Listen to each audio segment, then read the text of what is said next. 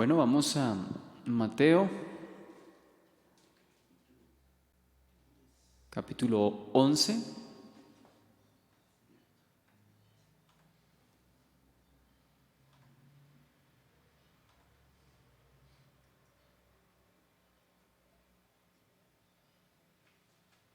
Y estamos entonces en esta sección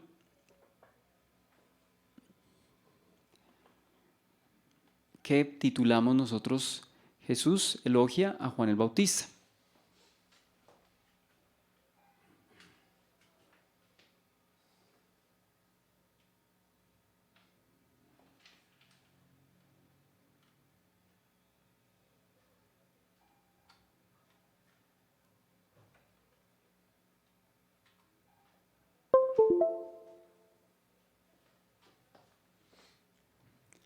Bien, entonces nos encontramos en el Evangelio de Mateo, capítulo 11. Evangelio de Mateo, capítulo 11. Y empezamos esta nueva sección que hemos titulado Jesús elogia a Juan el Bautista. No comprende todo el capítulo, pero sí gran parte de él. Va desde el capítulo 11, del versículo 1 al versículo 19. Para que volvamos a entrar en contexto, entonces vamos a leer esta porción desde el versículo, en esencia comienza desde el versículo 2 y ya habíamos mencionado el porqué. Sin embargo, vamos a tomarlo desde el versículo 1. Dice: cuando Jesús terminó de dar instrucciones a sus 12 discípulos, se fue de allí a enseñar y a predicar en las ciudades de ellos. Y al oír Juan en la cárcel los hechos de Cristo, le envió 2 de sus discípulos para preguntarle: ¿eres tú aquel que había de venir o esperaremos a otro? Respondiendo Jesús les dijo: id y haced saber a Juan las cosas que oís y veis.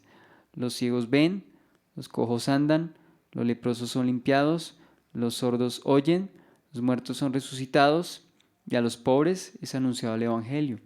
Y bienaventurado es el que no halle tropiezo en mí. Mientras ellos se iban, comenzó Jesús a decir de Juan a la gente: ¿qué salisteis a ver al desierto? ¿Una caña sacudida por el viento? ¿O qué salisteis a ver?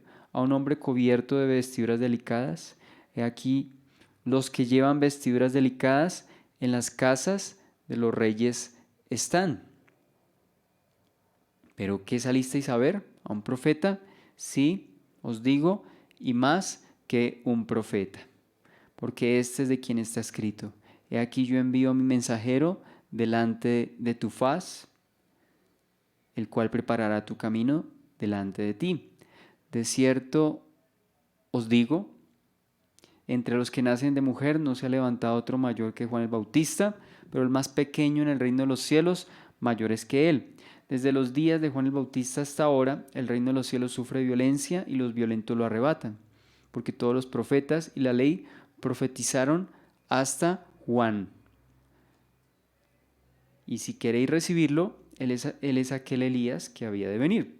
El que tiene oídos para oír, oiga. Mas ¿a qué compararé esta generación? Es semejante a los muchachos que se sientan en las plazas y dan voces a sus compañeros, diciendo: os tocamos flauta y no bailasteis, os endechamos y no lamentasteis, porque vino Juan que ni comía ni bebía, y dicen: demonio tiene. Vino el Hijo del Hombre que come y bebe, y dicen: he aquí un hombre comilón y bebedor de vino, amigo de publicanos y de pecadores. Pero la sabiduría es justificada por sus hijos. Bien, entonces vamos a recordar que cuando tomamos el capítulo 1 dice que cuando Jesús terminó de dar instrucciones a sus 12 discípulos, se fue de allí a enseñar y a predicar a las ciudades de ellos. Bueno, habíamos dicho que este versículo 1 parece más en contexto y hace parte del capítulo 10, porque pues integra ese tema que es el Señor Jesús enviando a sus discípulos. Luego de darles instrucciones, entonces habíamos mencionado que el Señor no se queda de brazos cruzados, sino que Él mismo es ejemplo a los discípulos. Es decir, Él Él no hizo lo del rey David, que mandó a su ejército a la guerra y él se quedó en la casa, ¿cierto? Y pues ya sabemos qué ocurrió después. El Señor mismo va y comienza a enseñar y a predicar. Entonces está preparando a sus discípulos y asimismo Él está cumpliendo con su ministerio. Vemos entonces aquí la diligencia del Señor, ¿no? Vemos la coherencia del Señor con sus enseñanzas, porque con su propio ejemplo de vida, pues corrobora la autoridad que tiene sobre sus discípulos y la autoridad que ya en ocasiones anteriores le hemos atribuido al Señor. Autoridad para enseñar, autoridad sobre los espíritus inmundos, autoridad sobre la muerte, autoridad sobre la naturaleza y pues hemos visto todos estos aspectos, ¿no? Ahora, a partir del versículo 2, dijimos que íbamos a dividir esta sección en dos partes, ¿no? A partir del versículo, en 4 partes. Bien. Y como las vemos ahí, en primer lugar, la pregunta de Juan el Bautista, versículos 2 al versículo 3. En segundo lugar, la respuesta de Jesús, versículo 4 al versículo 6. En tercer lugar, la importancia de Juan el Bautista, versículo 7 al versículo 15. En cuarto lugar, el rechazo a Jesús y a Juan el Bautista, versículos 16 al versículo 19. Y pues comenzaremos hablando de la pregunta de Juan, ¿no? En primer lugar, la pregunta de Juan el Bautista. Dice versículo 2 al versículo 3, al oír Juan en la cárcel los hechos de Cristo, le envió 2 de sus discípulos para preguntarle, ¿eres tú aquel que había de venir o esperaremos a otro? Bueno, consideremos algo que anteriormente no habíamos mencionado. Dice, al oír Juan en la cárcel los hechos de Cristo. Pues aquí Mateo el evangelista directamente está mencionando en este evangelio específico para los judíos que el Señor Jesús es el Cristo, el Mesías prometido. Y recordemos que Cristo es la palabra en griego equivalente a Mesías, Mashiach, en el hebreo. ¿Y qué significa? Pues básicamente significa ungido, escogido, ¿sí? Es en esencia lo que significa el Cristo. Y ese término específicamente, pues, y proféticamente se refiere a el ungido de Jehová, el príncipe, el rey de Israel, ¿cierto? Que es el Señor Jesucristo. Ya Juan se encontraba preso, ¿no? Bueno, eso fue en el capítulo 3. El bautizo del Señor fue en el capítulo 3. Y ya aquí en el capítulo 11, pues ya Juan estaba en la cárcel, ¿no? Y consideramos en primer lugar la humanidad de Juan, ¿no? Pero antes de considerar pues la humanidad de Juan, habíamos considerado pues esos hechos relevantes en su vida, como cuáles hechos relevantes, ¿no? Habíamos considerado las características y las circunstancias de Juan, pues antes de estar en la cárcel, ¿no? En primer lugar, recordemos su nacimiento, un nacimiento milagroso, ya lo habíamos mencionado en Lucas capítulo 1, dice versículo 57 al versículo 66, cuando a Elizabeth se le cumplió el tiempo de su alumbramiento, dio a luz un hijo. Y cuando oyeron los vecinos y los parientes que Dios había engrandecido para con ella su misericordia, se regocijaron con ella. Aconteció que al 8º día vinieron para circuncidar al niño y le llamaban con el nombre de su padre, Zacarías. Pero respondiendo su madre dijo, no, se llamará Juan. Le dijeron, ¿por qué? No hay nadie en tu parentela que se llame con ese nombre, ¿no? Bueno, ¿qué no hemos mencionado hasta este momento?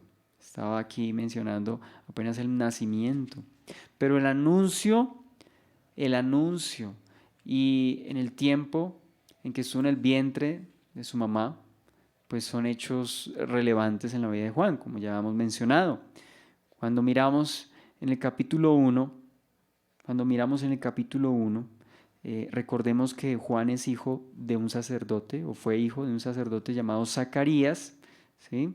Y dice que en el capítulo 1, versículo 13, dice: pero el ángel le dijo: Zacarías, no temas, porque tu oración ha sido oída, y tu mujer Elizabeth te dará a luz un hijo, y llamarás su nombre Juan, y tendrás gozo y alegría, y muchos se regocijarán de su nacimiento, porque será grande delante de Dios. No beberá vino ni sidra, y será lleno del Espíritu Santo aún desde su vientre.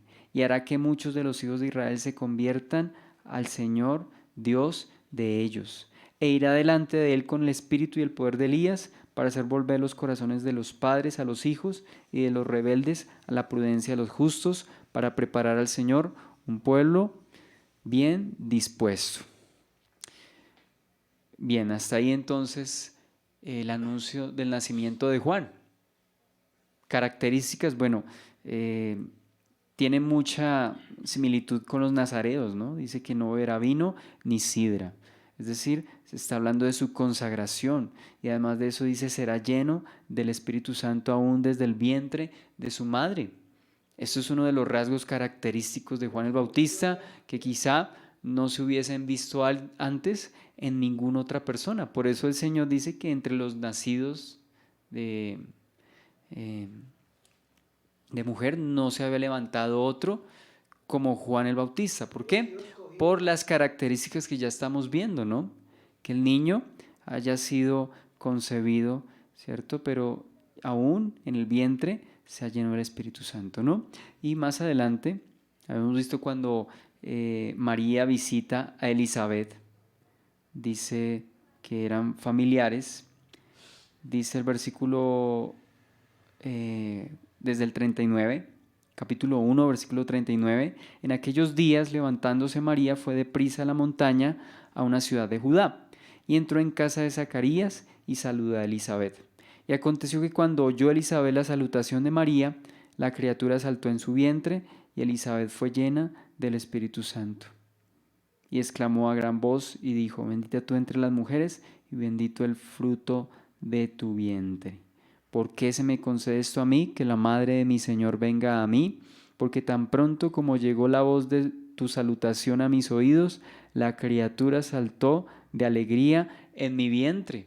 Dese cuenta que aún Juan, desde el vientre, ¿cierto?, ya tenía esa sensibilidad por las cosas de Dios. Es algo increíble, ¿no? Entonces empezamos a ver esas características maravillosas y sobresalientes de Juan el Bautista, ¿no? Su nacimiento, ya habíamos mencionado que al igual que Sansón y el propio Señor Jesucristo, fue anunciado por un ángel, ¿no? También se menciona, como ya vimos, que Juan es lleno del Espíritu Santo, ¿no?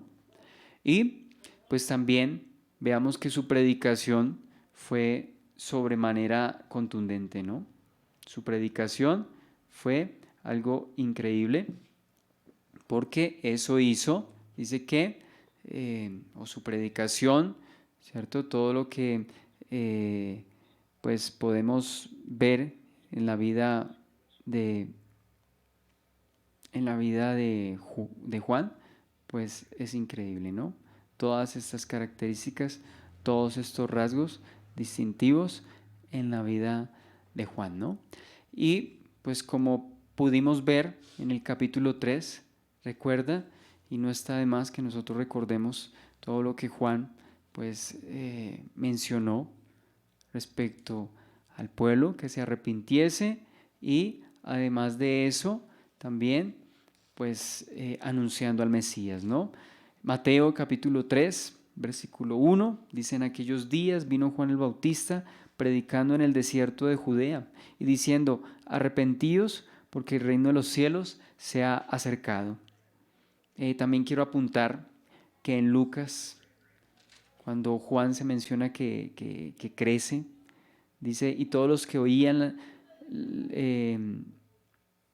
dice, y la mano del Señor estaba con él, es decir, con este niño, ¿no? Y dice que el niño crecía y se fortalecía en espíritu y estuvo en lugares desiertos hasta el día de su manifestación a Israel. Estoy leyendo Lucas capítulo 1, primero leí el versículo 66, luego el versículo 80. Perdóneme que no lo había mencionado antes, pero era necesario mencionarlo para luego sí pasar a Mateo capítulo 3, ¿no? Y ya con esto podemos deducir que si el Señor tenía en ese momento 30 años, pues Juan podía tener la misma edad o probablemente pues ya cerca de los 31, ¿no? Porque el nacimiento de ellos fue en un tiempo muy similar, solo se llevaban, ¿cierto? Creo que 6 meses. Bien, entonces vemos ahí, sigo leyendo Mateo capítulo 3, versículo 3 dice, pues este es aquel de quien habló el profeta Isaías cuando dijo, voz del que clama en el desierto, preparad el camino del Señor, enderezad sus sendas. Y Juan estaba vestido de pelo de camello y tenía un cinto de cuero alrededor de sus lomos y su comida era langostas y miel silvestre. Y salía a él Jerusalén y toda Judea y toda la provincia de alrededor del Jordán, y eran bautizados por él en el Jordán, confesando sus pecados. Al ver él que muchos de los fariseos y de los saduceos venían a su bautismo, les decía, generación de víboras, ¿quién os enseñó a huir de la ira venidera? Haced pues frutos dignos de arrepentimiento. Y no penséis decir dentro de vosotros mismos, a Abraham tenemos por padre, porque yo os digo que Dios puede levantar hijos a Abraham aún de estas piedras. Y ya también el hacha está puesta a la raíz de los árboles, por tanto todo árbol que no da un buen fruto es cortado y echado en el fuego. Yo a la verdad os bautizo en agua para arrepentimiento, pero el que viene tras mí, cuyo calzado yo no soy digno de llevar, es más poderoso que yo. Él os bautizará en Espíritu Santo y fuego. Su aventador está en su mano y limpiará su era y recogerá su trigo en el granero y quemará la paja en el fuego que nunca se apagará. Entonces Jesús vino de Galilea a Juan al Jordán para ser bautizado por él. Mas Juan se lo oponía diciendo, yo necesito ser bautizado por ti, ¿y tú vienes a mí? Pero Jesús le respondió, deja ahora, porque así conviene que cumplamos toda justicia. Entonces le dejó. Y Jesús, después que fue bautizado, subió luego del agua, y aquí los cielos fueron abiertos, y vio al Espíritu de Dios que descendía como paloma y venía sobre él. Y una voz de los cielos que decía, este es mi Hijo amado, en quien tengo complacencia. Entonces vemos la predicación de Juan. Aún en Lucas vemos cómo Juan se dirige a varios del pueblo, incluyendo a soldados que vienen a Juan, ven su autoridad, reconocen que es profeta. Es innegable el hecho de que Juan fuese profeta, ¿cierto? Aunque algunos le criticasen. Pero vemos ahí en Juan capítulo 3 también, cuando algunos preguntaban, ¿no? Versículo, estoy leyendo apartes, tranquilo, si me alcanza a ir allí, yo lo leo. Lucas capítulo 3, versículo 10, pues la gente estaba consternada, ¿cierto? Y estaba asombrada frente a la predicación de Juan, ¿no? Entonces, en el versículo 10, la gente preguntaba diciendo, entonces, ¿qué haremos frente a la contundencia, frente a la autoridad y frente a la vehemencia de Juan al predicar? Las personas, pues, son llamadas, ¿cierto?, a convicción. Y dice el versículo 11, y respondiendo les dijo, el que tiene 2 túnicas, dé al que no tiene, y el que tiene que comer, haga lo mismo. Y vinieron también unos publicanos para ser bautizados, y le dijeron, Maestro, ¿qué haremos? Él les dijo, no exijáis más de lo que está ordenado. También le preguntaron unos soldados diciendo, ¿y nosotros qué haremos? Y les dijo, no hagáis extorsión a nadie, ni calumniéis, y contentaos con vuestro salario. Como el pueblo estaba en expectativa, preguntándose todos en sus corazones si acaso Juan sería el Cristo, respondió Juan diciendo a todos: yo a la verdad os bautizo en agua, pero viene uno más poderoso que yo, de quien no soy digno de desatar la correa de su calzado. Él os bautizará en Espíritu Santo y fuego. Entonces vemos allí la predicación vehemente de Juan, ¿no? Y cómo la gente era llevada a convicción preguntando de manera genuina, pues qué debían hacer, incluso hasta los soldados, ¿no? Preguntando qué debían hacer. Esa era pues la gran predicación de Juan, ¿no? Bueno, el Señor podemos ver aquí que nos muestra respecto a Juan, que Juan tuvo el privilegio, el honor, la tarea de presentar públicamente al Cristo. De hecho, si vemos en la Escritura, en el Nuevo Testamento, pues habíamos visto que eran pocos los personajes, las personas que fueron, aparte del Señor, que fueron profetizadas en el Antiguo Testamento y que tuvieron su cumplimiento en el Nuevo, o que vinieron a cumplir lo que estaba escrito. Uno de ellos es Juan el Bautista. Y algo distintivo en Juan el Bautista es que tanto Isaías como el profeta Malaquías anuncian pues la venida de Juan, anuncian de manera específica el maravilloso ministerio de Juan, ¿cierto? Entonces Juan pues tiene todas las credenciales para ser considerado pues un profeta a la altura y mayor, según el Señor, que los profetas o con los profetas del Antiguo Testamento.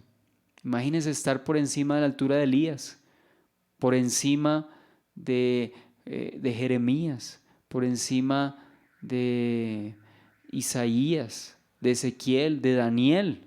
Imagínense un profeta tan íntegro como Daniel, ¿cierto? Pues Juan está por encima de todos ellos, pero también comparte la tarea de profeta. De hecho, nosotros hablamos del Nuevo Testamento a partir de Mateo capítulo 1, pero si fuésemos más específicos, pues prácticamente diríamos que la ley, ¿cierto? Los profetas y la ley son hasta Juan. Es decir, aproximadamente estamos hablando del año 28 o 29 después de Cristo. Y nosotros creemos a veces que el Nuevo Testamento comienza pues en el año 4 antes de Cristo, es decir, el nacimiento del Señor, aunque de una u otra forma podríamos afirmar que sí, pues el mismo Señor dijo que los profetas, la ley y los profetas fueron hasta Juan. O sea que Juan fue en esencia el último gran profeta del Antiguo Testamento, aunque de Malaquías a Juan estamos hablando de 400 años. Pero esa es la característica de Juan el Bautista. Ahora, acabamos de mencionar ahorita que Juan cumple con anunciar al Cristo. Y no solamente cumplir porque le toca, con toda vehemencia, con todo gozo, anuncia pues al Cristo de manera pública, que Jesús es el Cristo, ¿no? Eso lo vemos en Juan capítulo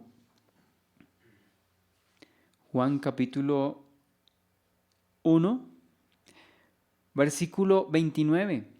Dice: el siguiente día vio Juan a Jesús que venía a él y dijo: he aquí el Cordero de Dios que quita el pecado del mundo. Ese es aquel de quien yo dije: viene un varón el cual es antes de mí, porque era primero que yo. Y yo no le conocía, mas para que fuese manifestado a Israel, por esto vine yo bautizando con agua. También dio Juan testimonio diciendo: vi al Espíritu que descendía del cielo como paloma y permaneció sobre él. Y yo no le conocía, pero el que me envió a bautizar con agua, aquel me dijo: sobre quien veas descender el Espíritu y que permanece sobre él, ese es el que bautiza con el Espíritu Santo. Y yo le vi y he dado testimonio de que este es el Hijo de Dios. El siguiente día otra vez estaba Juan y 2 de sus discípulos, y mirando a Jesús que andaba por allí, dijo: he aquí el Cordero de Dios. Lo oyeron hablar los dos discípulos y siguieron a Jesús. Vemos entonces cómo anuncia y expone públicamente al Señor. Lo expone, es decir, manifiesta que Jesús es el Cristo. Y eso es pues algo para nosotros un ejemplo, ¿no? Porque Juan no pretende llevarse los méritos ni la gloria, es decir, que las luces apunten a Él. No, Él anuncia al Cordero de Dios. Aún si sus discípulos dejan de ser discípulos suyos y van a Él. Creo que uno de ellos era Felipe y Andrés. Andrés era hermano de Pedro, era de una u otra forma seguidor y discípulo de Juan, de acuerdo a lo que estamos o lo que nos dice Juan capítulo 1. Entonces vemos que Juan incluso a sus seguidores los lleva al Cristo, es decir, no hay ninguna envidia, no hay ningún celo, no hay ningún temor de que su ministerio se vaya, vaya menguando él para que el Señor crezca. Eso es lo que nosotros vemos allí en Juan capítulo 3, del versículo 22 en adelante. Dice, después de esto vino Jesús con sus discípulos a la tierra de Judea y estuvo allí con ellos y bautizaba. Juan bautizaba también en Enón, junto a Salim, porque habían allí muchas aguas, y venían y eran bautizados, porque Juan no había sido aún encarcelado. Entonces hubo discusión entre los discípulos de Juan y los judíos acerca de la purificación. Vinieron a Juan y le dijeron, Rabí, mira que el que estaba contigo al otro lado del Jordán, de quien tú diste de testimonio, bautiza y todos vienen a él. Respondió Juan y dijo, no puede el hombre recibir nada si no le fuere dado del cielo. Vosotros mismos me sois testigos de que dije, yo no soy el Cristo, sino que soy enviado delante de él. El que tiene la esposa es el esposo, mas el amigo del esposo que está a su lado y le oye se goza grandemente de la voz del esposo.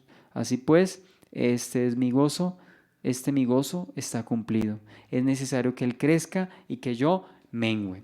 Pues estamos viendo el cumplimiento, ¿no? Yo creo que para Juan no es un secreto y quizá no sea un misterio el hecho de que él esté en la cárcel, porque pues él ya sabía que tenía que menguar, pero que el Señor tenía que crecer. Entonces vemos todas esas características, ¿no?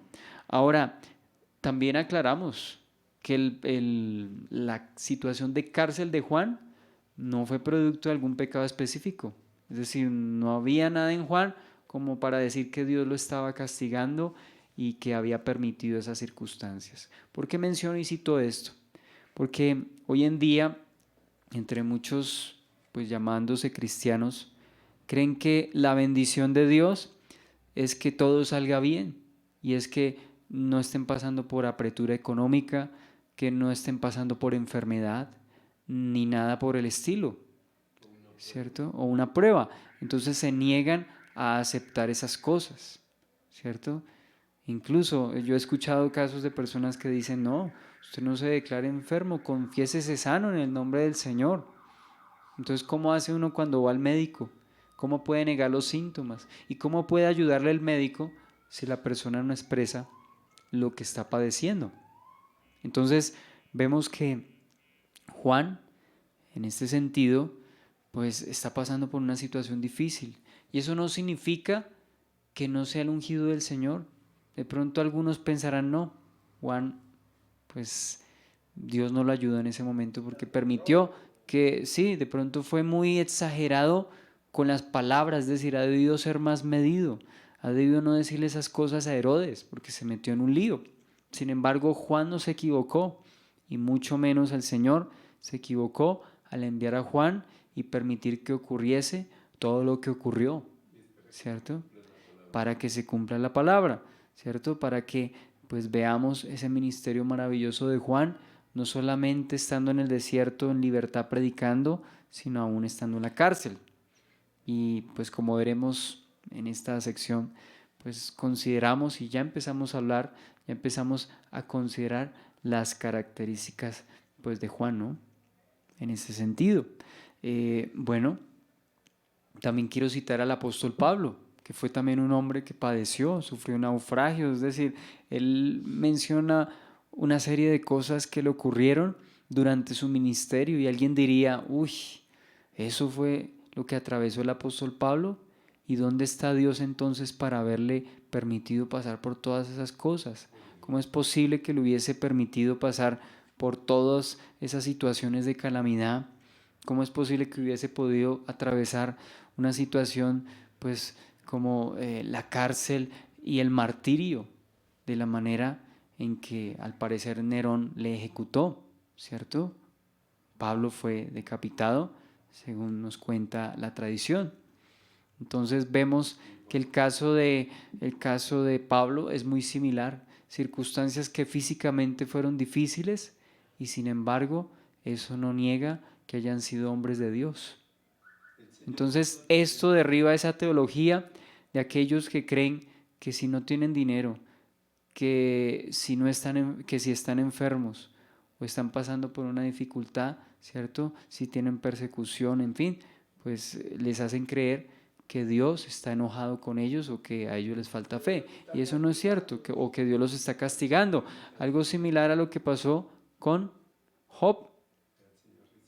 Algo similar a lo que pasó con Job, ¿cierto? Job fue un hombre que, pues recto, íntegro, y sin embargo vinieron todas esas dificultades. Y sus amigos, en su teología, pues algo incompleta, pues le mencionan que había un pecado oculto, que Job, ¿cierto?, ocultaba maldad. Y todas esas cosas acontecieron y podemos notar entonces que no las circunstancias son las que pues hacen ver si una persona está con Dios o no está con Dios. Digo yo, circunstancias de sufrimiento, de dificultad. Pero ese fue el caso de Juan el Bautista, ese fue el caso del apóstol Pablo, ese fue el caso de Job, ese fue el caso que usted menciona, el caso de Jeremías, ¿cierto? El profeta del Señor, el gran profeta del Señor, quien más adelante es honrado, quien es mencionado en el Evangelio de Mateo. Y sin embargo, podemos ver, ¿cierto?, que atravesaron por dificultades. Jeremías fue rechazado por su pueblo, ¿cierto? Por poco muere en una cisterna. Y todas las dificultades que atravesó Jeremías, pero eso no impide que afirmemos que fue un profeta del Señor. Y como usted menciona también, el propio Señor Jesucristo. Dice que las aves de los cielos tienen nidos, las zorras tienen guaridas, pero el Hijo del Hombre no tiene dónde recostar su cabeza, ¿cierto? Entonces el Señor mismo vino a darnos ejemplo de humildad, ¿cierto? Y Él mismo vino a darnos ejemplo de que aún en el sufrimiento el Señor va a estar ahí y no siempre las circunstancias de enfermedad, sufrimiento, escasez económica significa que el Señor esté enojado o que haya algún pecado. Con los ejemplos que ya mencionamos, creo que es suficiente pues aclarar que no fue así. Es suficiente aclarar y mencionar que eso pues no fue así. Bien. Entonces ya habiendo considerado la humanidad de Juan, ¿cierto?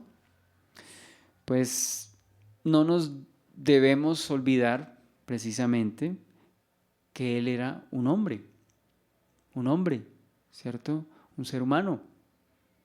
Y es interesante ver que así como vimos tanta contundencia para mencionar al Señor Jesús como el Cordero de Dios, ¿cierto? Y luego de oír los hechos sobre el Señor Jesucristo, pues aún vaya, si por así decirlo, eso significa que tenga dudas, o significó que tuviese dudas.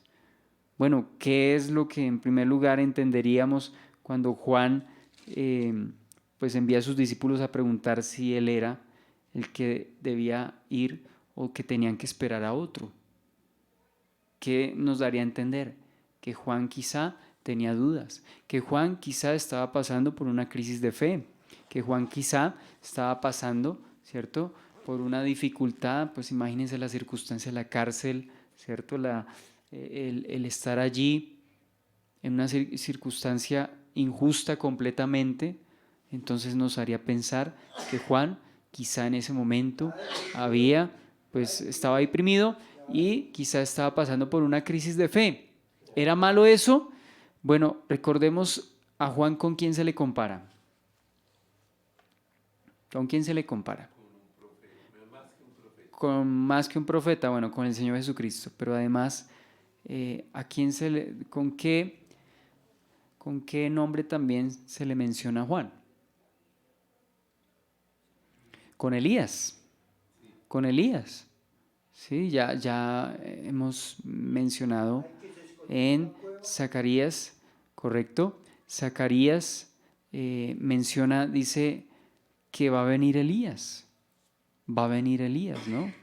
Y pues para los escatólogos o para los investigadores profundos en la Escritura, pues algunos afirmarán, bueno, es que Elías literalmente como ascendió y no vio muerte, pues ha de venir al final de los tiempos, ¿cierto? Otros afirmarán, no, este no es Elías el que va a venir al final de los tiempos como tal, sino Juan el Bautista. Yo creo que ambas cosas tienen sentido, es decir, un cumplimiento en primer lugar en la persona de Juan el Bautista, cuando vino a anunciar por primera vez al Señor Jesucristo aquí en la tierra, su primera venida, su encarnación, ¿sí?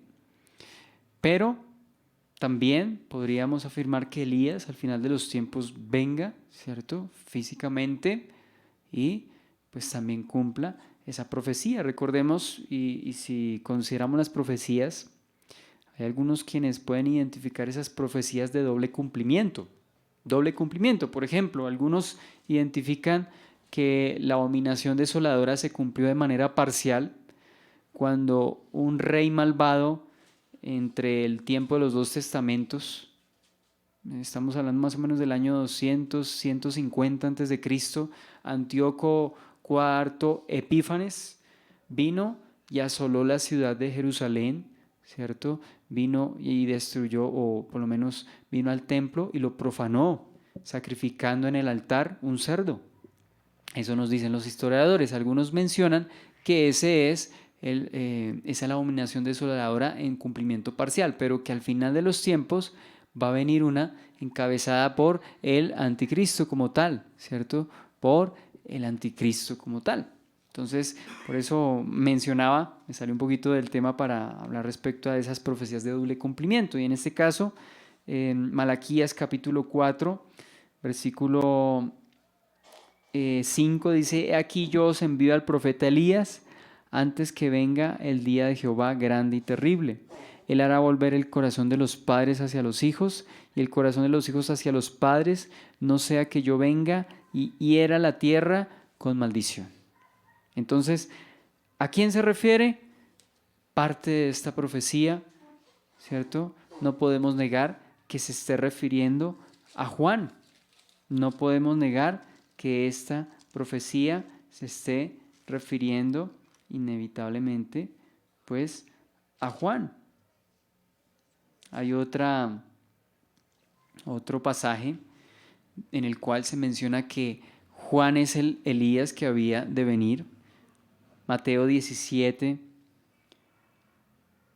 versículo 10, Juan 17, 10, los discípulos le preguntan al Señor Jesucristo respecto de Juan.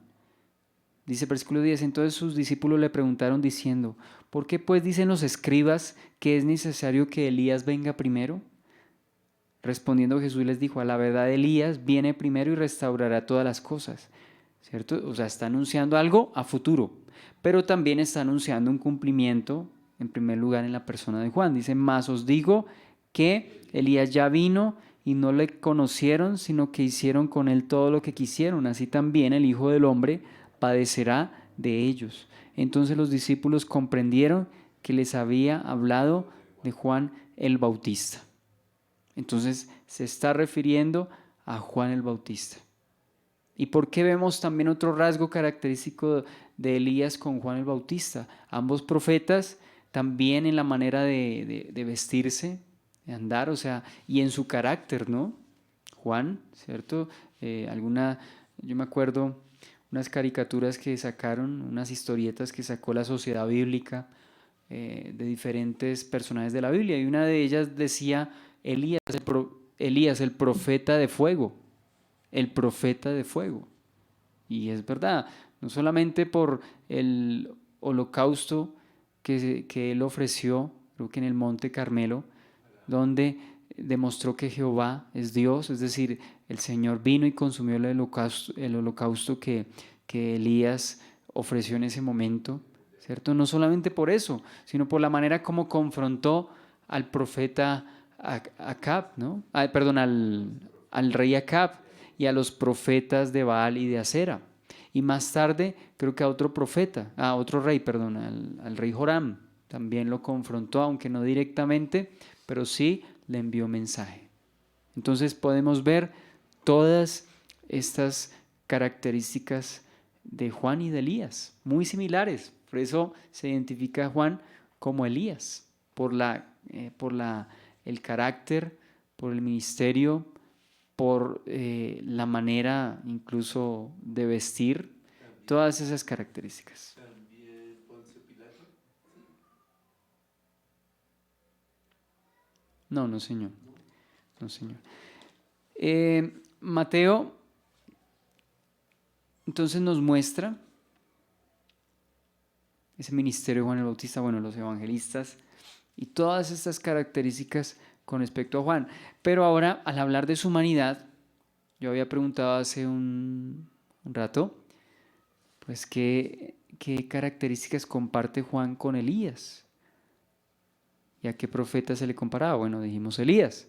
Y además de eso, pues, vemos también esa crisis, lo que su merced mencionaba ahora.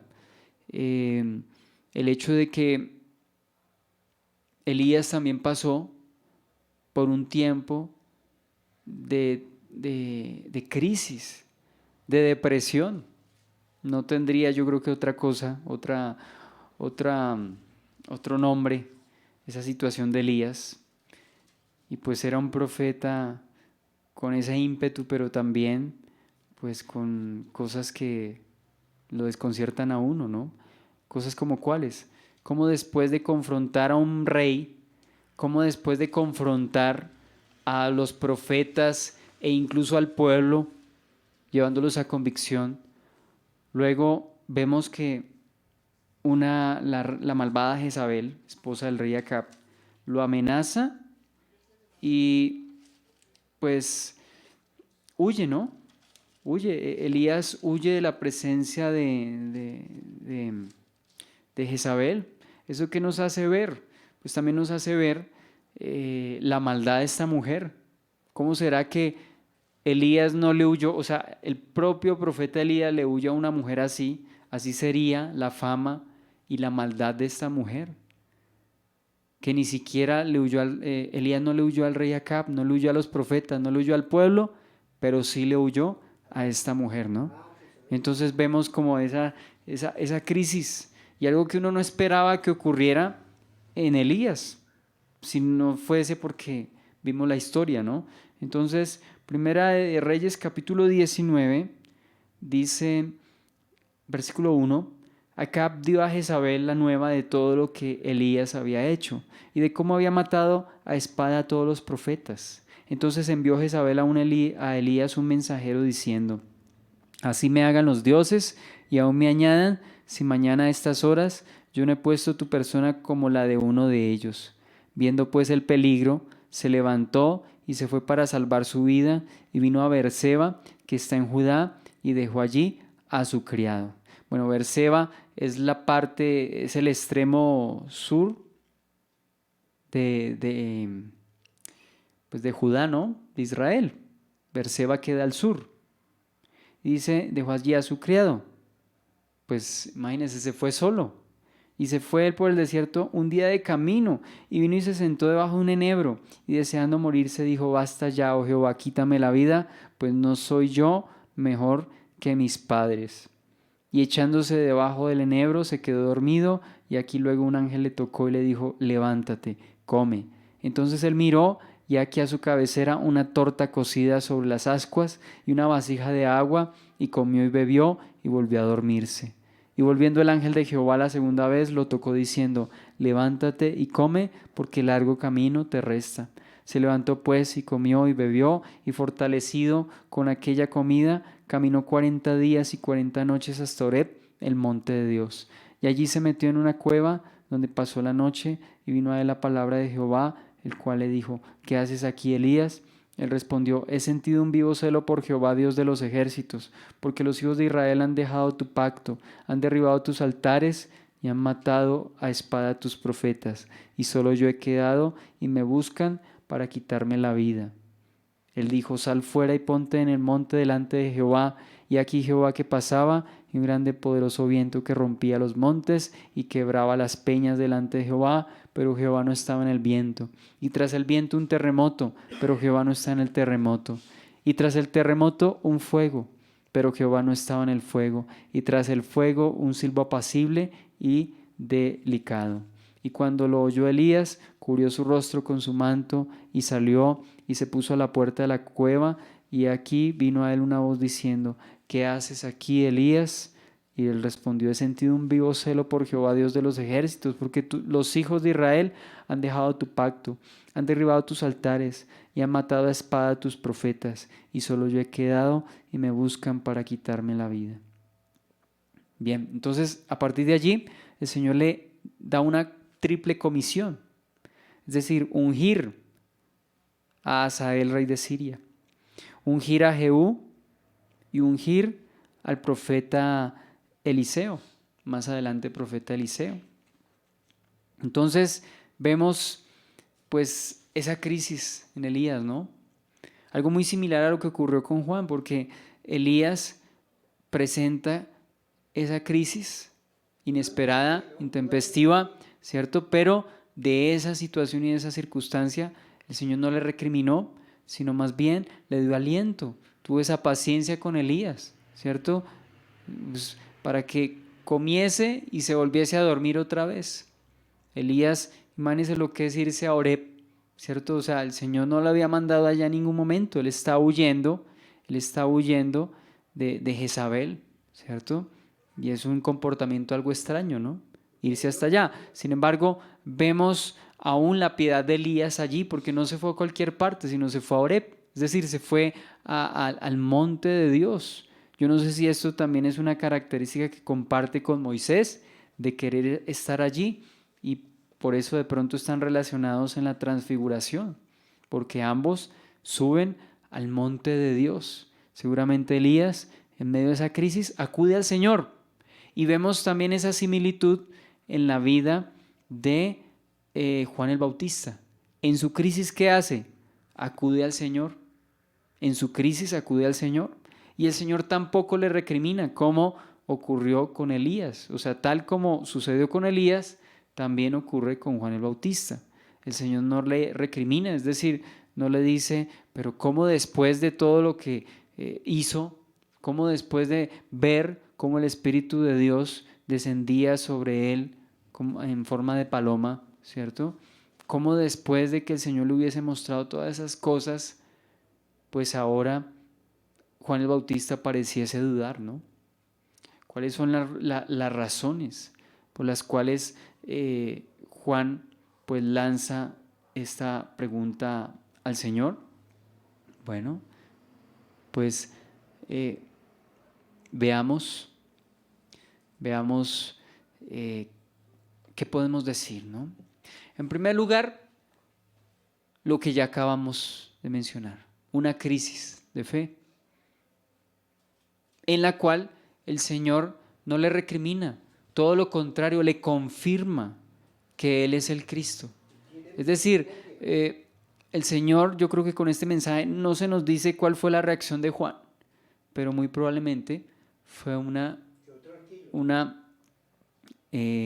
confirmación para Juan. Es decir, eso hace descansar a Juan, y el Señor contesta de una manera magistral, ¿no? No lo hace de manera común, ¿no? Dígale que sí, ¿no? Le dice: confirme por los hechos. Confirme por los hechos. Confirme que Jesús es el Cristo por los hechos. Y yo creo que eso también es un llamamiento para nosotros, que confirmemos por la Escritura, que confirmemos por la evidencia abrumadora de la Escritura, como ya lo vimos en 1 Corintios 15, la evidencia abrumadora de la historia, del carácter y la persona del Señor Jesucristo. Y podemos entonces llegar a la misma conclusión de que Jesús es el Cristo, así como llegaron hombres en el pasado a la conclusión de que el Señor Jesús es el Cristo. No me refiero solamente a personajes bíblicos, sino también personajes históricos, como aquel novelista, creo que de apellido Wallace, que pretendiendo escribir un libro para hablar mal del cristianismo, ¿cierto?, y derribar los argumentos del cristianismo, él cogió la Biblia para empezar a atacarla, y resulta que este hombre pues se convirtió a leer la Biblia, y de allí escribió una novela. Esto lo cuenta, no me acuerdo, alguien de la Cruzada Estudiantil para Cristo, no recuerdo en este momento cuál es el nombre de esa persona, pero él tiene una serie, esto lo extraje, esta historia la cito de una serie de estudios bíblicos que tiene la Cruzada, dice los 10 grados básicos del crecimiento cristiano, y tienen al principio como una introducción, ese estudio, y habla de la singularidad de Jesús, y allí menciona esa historia, que ese hombre, en vez de escribir ese libro, termina escribiendo una novela respecto o basada en la época y en la persona del Señor Jesucristo, llamada Ben-Hur, que es esa famosa película de los años, no sé, años 60, y hace poco también salió una nueva versión. Pues dése cuenta en qué terminó. O sea, esa misma persona por los hechos pudo constatar que Jesús es el Cristo. Así también otro hombre, un filósofo, Francis Schaeffer, también un hombre que pudo constatar por la Escritura que Jesús es el Cristo. El mismo Josh McDowell, ese apologeta famoso, escritor de varios libros, entre ellos yo creo que el libro que más lo identifica, Evidencia que exige un veredicto. Y todos estos, ¿por qué cito a estos hombres? Porque el Señor le dice a Juan que compruebe por los hechos que ha escuchado que Él es el Cristo. ¿Y qué pasó con estos hombres? Por los hechos, la evidencia. Me faltó hablar de otro, Lee Strobel. Él es autor de un libro famoso, El caso de Cristo también, El caso de Cristo. Y hay una Biblia también basada en esa postura, en ese planteamiento. Entonces vemos que estos hombres por los hechos pudieron comprobar que Jesús es el Cristo. ¿Y cómo llevó el Señor Jesucristo a convicción a Juan o a reconfortar a Juan? Pues a través de los mismos hechos, que Jesús era el Cristo. Entonces yo creo que eso Juan pudo asimilarlo, y yo creo que eso fue de mucho alivio, ¿no? ¿Se imagina que Juan hubiese muerto antes de eso? Yo creo que el Señor, ¿cierto?, con esto le está confirmando, ¿no? Para que Juan, con toda seguridad, ¿cierto?, en el momento en que perdió su vida ahí en la cárcel, pues este hombre murió convencido, ¿no? Murió convencido.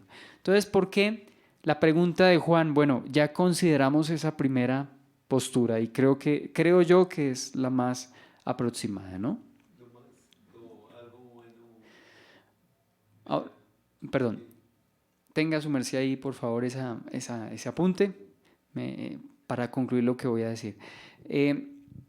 ¿Por qué Juan de pronto también duda? No solamente por su crisis personal, sino de pronto por las expectativas quizá equivocadas para el momento en cuanto al Señor Jesucristo. ¿Cómo así? Pues el Mesías, como dice la profecía, ha de reinar, ha de gobernar, ¿sí? Ha de reinar. Pero ¿qué podía percibir Juan en ese momento? Quizá que el Señor no estaba gobernando, o como lo dice el comentarista Scofield, quizá Juan más bien vio el rechazo hacia el Señor Jesús, el rechazo que en algún momento el pueblo iba o en ese momento empezaba a tener por el Señor, ¿cierto? Por su mensaje. Entonces Juan confrontaba el rechazo, ¿cierto? Y el perfil en ese momento del Señor humilde, ¿cierto? No como rey, es decir, no veía que el Señor Jesús fuese a tomar el trono en ese momento, entonces quizá eso también le hizo entrar en una crisis, ¿cierto? Aunque era profeta, pues de pronto él, o no se le había revelado completamente, que no era para ese momento su reinado terrenal. Es decir, eso sí se va a cumplir, pero no era en ese momento. En la primera venida del Señor, ¿cuál fue la misión específica? Dar a conocer el Evangelio, entregar su vida, es decir, su obra de expiación. Y ya su segunda venida, como lo estamos viendo en Apocalipsis capítulo 19 los domingos, sí se centra y sí va a ser el pleno cumplimiento de lo que Juan estaba esperando en ese momento, ¿está claro? O sea, Juan estaba esperando que el Señor ya reinara, seguramente, ¿cierto? Pero eso no iba a ocurrir en su primera venida, en la segunda. Entonces ya el Señor una vez más le confirma a través de las señales que Él es el Cristo. ¿Está claro? Sí, Señor. Y vendrá como león. Correcto. Vino como cordero y vendrá, bueno, en ese carácter de cordero, pero ¿cierto? A reinar como león, el león de la tribu de Judá. Ahora sí, Señor. Que también pues de admirar la sinceridad de Juan, Admirar la sinceridad de Juan. con temor y con respeto le hace la pregunta. Con temor y con respeto hace la pregunta, ¿no? Y el Señor le responde de buena manera también. Sí, Señor.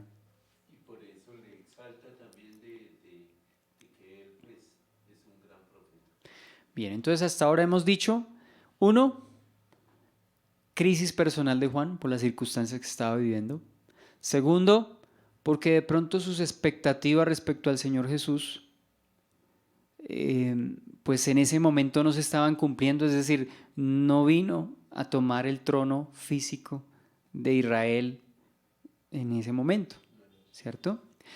Y en tercer lugar, la tercera lugar, pues me parece interesante, es un comentario que cita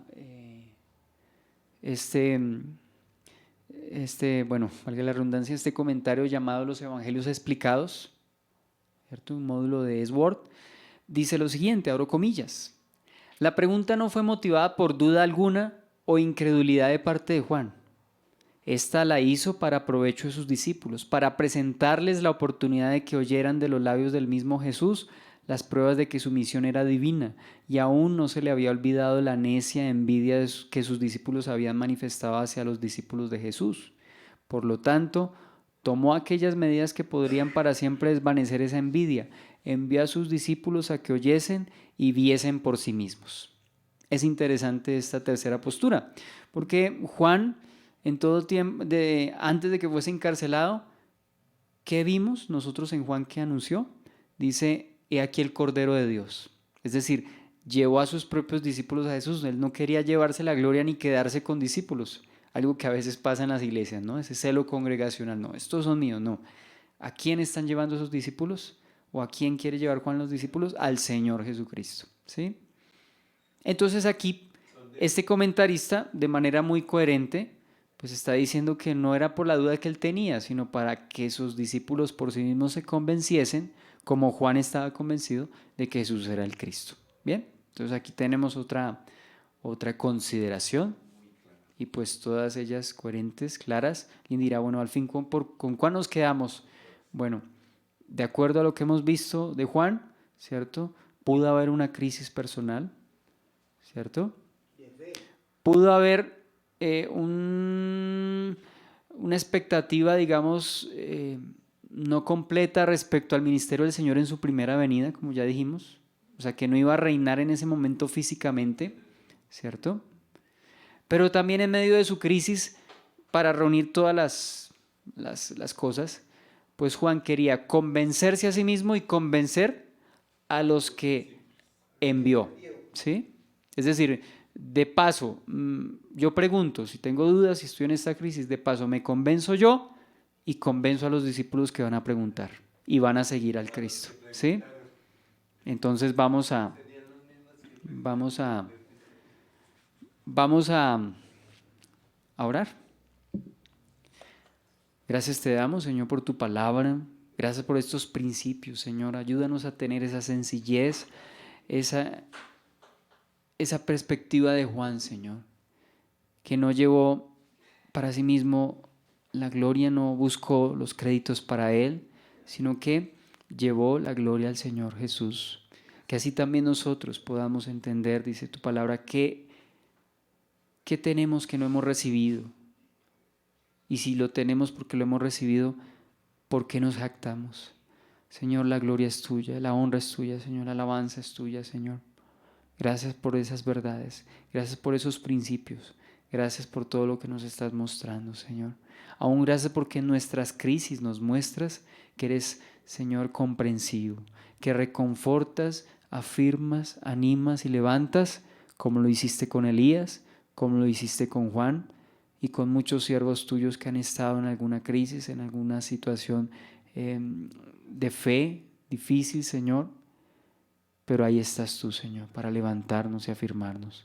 Gracias por estos principios prácticos que podemos ver no solamente en la persona de Juan, la persona de Elías, sino también que nos sirven de lección para nosotros, Señor. En el nombre de Jesús, amén. Bueno, bendiciones.